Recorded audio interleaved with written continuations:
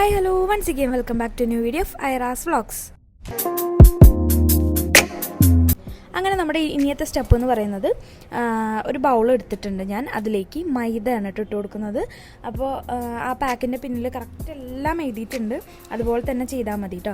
അപ്പോൾ അങ്ങനെ ഞാൻ മൈദ കുറച്ച് നമ്മുടെ ചിക്കന് ആവശ്യമുള്ള കുറച്ച് മൈദ എടുത്തിട്ടുണ്ട്. ഇനി അതിലേക്ക് നമുക്കൊരു ഇൻഗ്രീഡിയൻ്റ് ആവശ്യമുണ്ട് കേട്ടോ.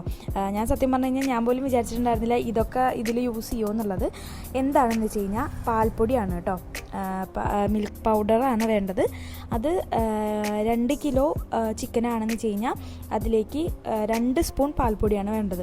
ഞാനിപ്പോൾ ഇവിടെ കുറച്ച് എടുത്തിട്ടുള്ളൂ, അതുകൊണ്ട് തന്നെ ആ ഒരു അളവ് കണക്കാക്കിയിട്ടാണ് ഞാൻ പാൽപ്പൊടി എടുത്തേക്കണത് കേട്ടോ.